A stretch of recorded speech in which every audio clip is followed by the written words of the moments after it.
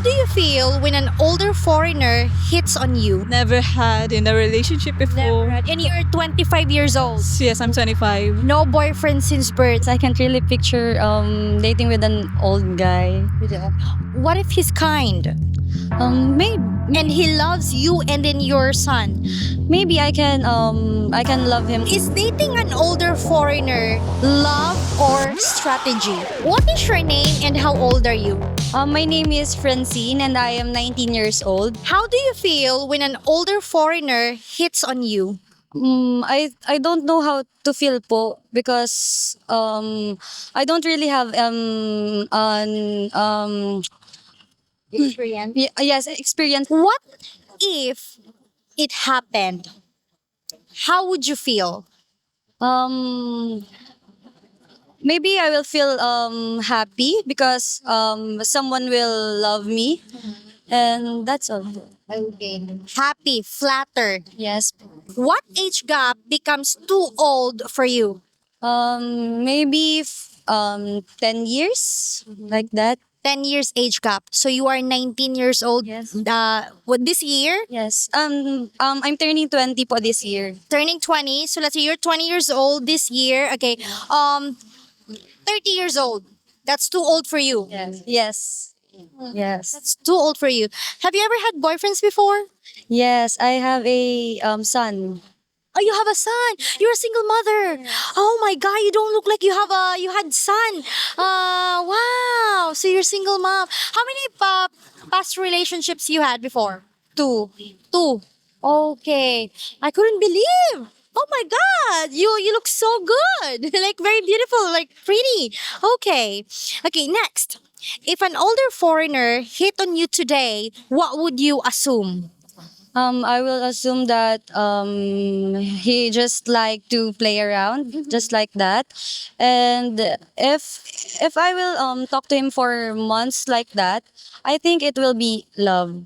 Yes. Okay. So once you know the person, Yeah. Once I know the person, I think I am able to love him like that. okay. Last question: is dating an older foreigner love or strategy? I don't think so po, but maybe it is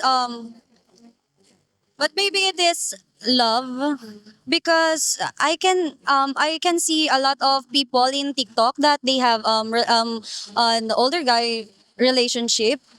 They have relationship with an older guy, and then I think it's love because I can see in their eyes that it is that their intentions are pure. Okay. Do you know anyone like family or friends or maybe like someone who is very popular here in the Philippines with big age gap and they're happy? I think that one mom who has a kid in the ICU in America. Oh, I know that. I know that. I'm watching their videos because I love math. Yes, yeah, you're right. They have big age gap. How about you? Do you see yourself with like maybe in the future and you have a son, right? Do you see yourself like in a relationship with someone like like with big age gap? I don't know. I can't really picture it. Yes, I can't really picture dating with an old guy. What if he's kind Maybe and he loves you and then your son? maybe I can love him naman po. Yes, Okay, that's so you're not closing your door. You're going to, it's a yes, definitely yes. You would try. Okay. You're 19 years old. Is still studying? yes po. I am studying in University of Nueva Cáceres. UNC. Okay, what are you studying, Beb? Nursing po. I am Nursing student. Okay, what year are you now? first year. And how old is your son, by the way? 1 year old. Well, how long have you been single now? Um 9 months. What are your names and ages? I am Rachel and I am 28 years old. I am Raven. I'm 25 years old. 25 years old. Okay, so here's the very first question. How do you feel when an older foreigner hits on you? Um, For me, as a very old-fashioned person, I still prefer the old tradition of Filipinos, which is courting. So I'm not really into, flirting as a first move. Link ka lang sa camera, ma'am. So you're not into someone who's trying to flirt on you or hit on Right you. away. Flirting right away, especially online, since you said foreigners. So I prefer if, the courtship, Filipino tradition. Okay. But let's say an older foreigner tried to hit on you. Okay, does it flatter you or make you feel like uncomfortable? Of course, it will flatter me, but again, maybe I'll just say thank you for appreciation, but that would be all. Okay, but at least mom says that she's gonna feel flattered, not like you're gonna run away like you're scared or what, right? It depends on how he try to communicate his intentions. Okay. How about you, ma'am? Same as her. I kind of old fashioned, and yes, and yeah, I'm an introvert person, so I don't know how to communicate with some foreigners actually. But yeah, But you had past relationships before, right? yes, once. Okay, once, and you, ma'am. Never had in a relationship before. Never had. And you're 25 years old. Yes, I'm 25. No boyfriend since birth. So okay, so since you both said traditional like courtship, what do you mean by traditional courtship? Like, do you mean by harana or what? Kind of. I'm a person like letters. I really appreciate writing a letters for like someone. Yeah. Okay, letters. Very really like old, like tradition, like mm, letters. And how about you, ma'am? What do you mean by traditional, like old traditional courtship? It's not necessarily like harana or letters. For example, asking permission from my parents first. That's my number one rule. Uh, that's just an example, right? Okay. So, for example, if the older foreigner wants to have a dinner with you, he needs to ask your parents first. Yes, as a pay of respect. Iling ka lang sa camera, ma'am. Mom says that she's not she doesn't feel comfortable. That's why she doesn't feel comfortable looking at the camera. She's more comfortable when she's talking to someone, like looking at her eyes or his eyes like that. So that's why. Okay, okay. Next. Okay, how about you, ma'am? If an older foreigner tried to hit on you, does it make you feel flatter or uncomfortable? For me, it's the first time, so I feel like uncomfortable.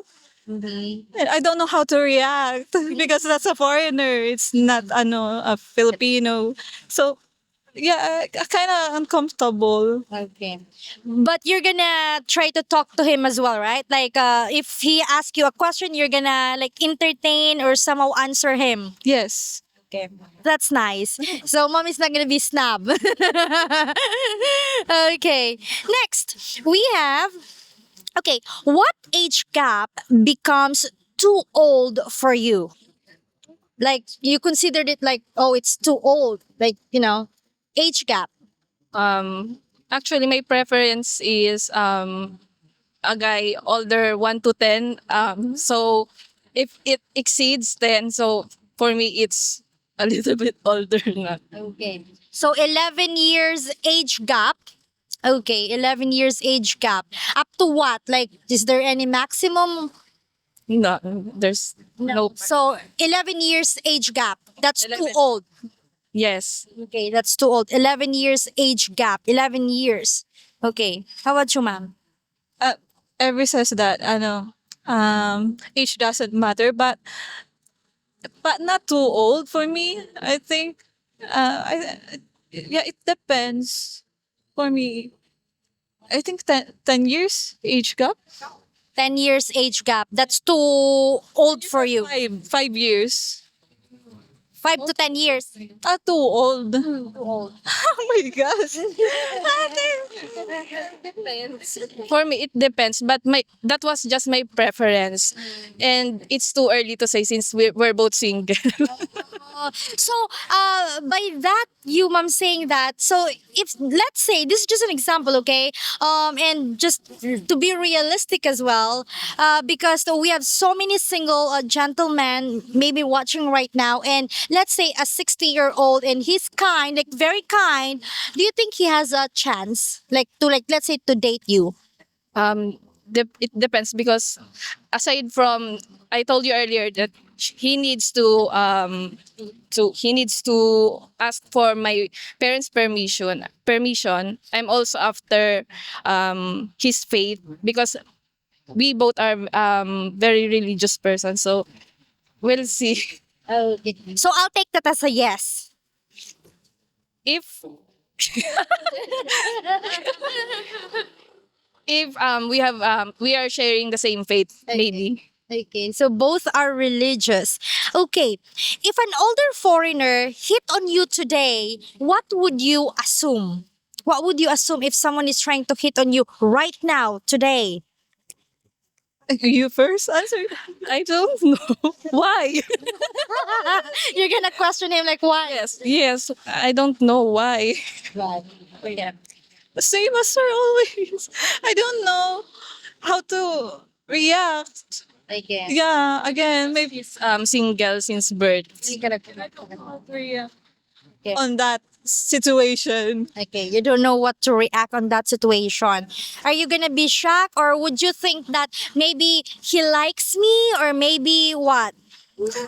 I don't know. You don't know. No, nothing. Be so many questions since I've also encountered so many foreigners before, especially online, and some were decent, but there are also that so there will be questions about his intentions.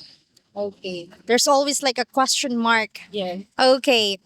Is dating an older foreigner love or strategy? Is dating an older foreigner love or strategy? Proper strategy. Love or actually it depends.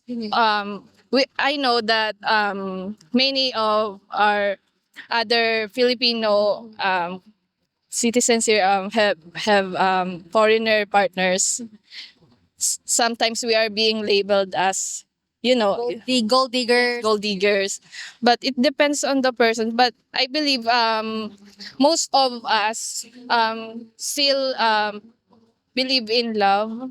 So yes, it depends on how other people perceives it, not on our personal perspectives. So love. Yes. Okay. How about you, ma'am? Love. I don't know. You don't know. You're not sure. Not sure. For me, it would be still love because regardless of the race, when it comes to relationship, love should always be present. Yes, yes, instead of strategy. You mentioned, mom, earlier that you two are very religious, right? Is that the reason why you're still single up to now? No, No. it's my personal choice. It's also my personal choice. And you, mom, you're 25 years old. No boyfriend since birth. Have you ever had like sweeters before? I don't know because they don't. Ano yan? There are men I know that interested, but they find it hard to approach her because she's very quiet, just like me, very introvert and reserved. How about you, mom? Would you ever date a foreigner? Oh my gosh. It's just like a yes or no. It depends. Well, you could tell that both of them are very like how do you say that in English? Like Maria Clara, like very like I would say traditional or the way they she madam says that old fashioned. Mom, is it okay to interview you for members video? Okay. Okay. So for our members, see you on the members video. Oh, Mom, thank you so much. We really appreciate your honesty and your time. Thank you so much. Hi everyone. Hopefully we earn your subscription, and also if you want extra videos, please consider becoming a YouTube member. Thank you for watching and take care everyone. Bye. Beautiful reflections